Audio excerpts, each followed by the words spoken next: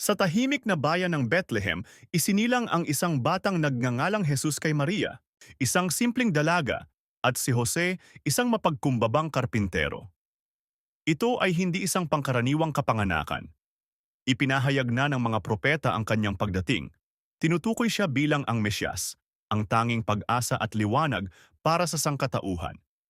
Nang kumalat ang balita ng kanyang himalang kapanganakan, si Haring Herodes, na takot na mawala ang kanyang trono, ay nag-utos ng malupit na pagpatay sa mga inosenteng bata.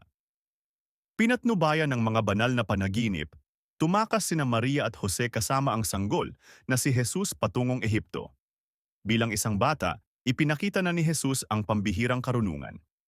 Sa edad na 12, nakipagdebate siya sa mga iskolar ng templo tungkol sa mga kasulatan na ikinagulat nila.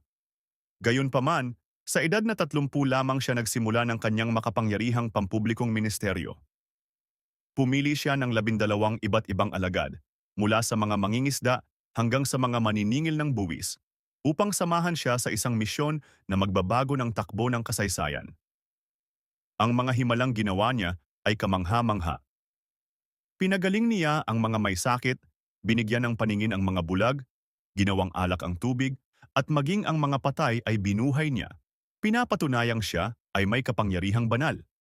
Ang kanyang mga aral na nakaugat sa pagmamahal, kapatawaran, at pananampalataya ay humikayat ng napakalaking mga tao.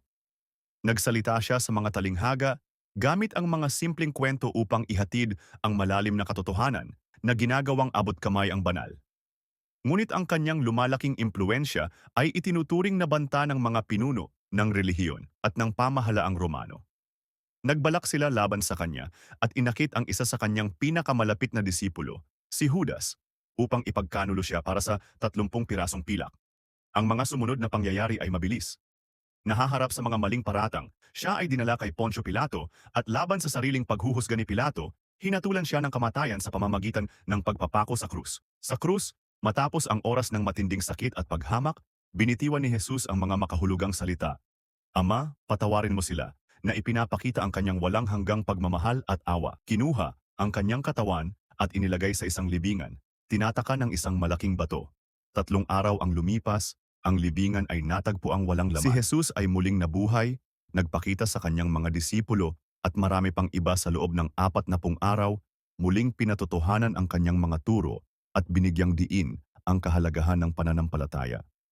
Siya ay umakyat sa langit, ngunit hindi bago iniwan ang pangako ng banal na espiritu, isang banal na gabay para sa lahat ng mga mananampalataya na kalaunan ay magiging pundasyon ng Kristyanismo.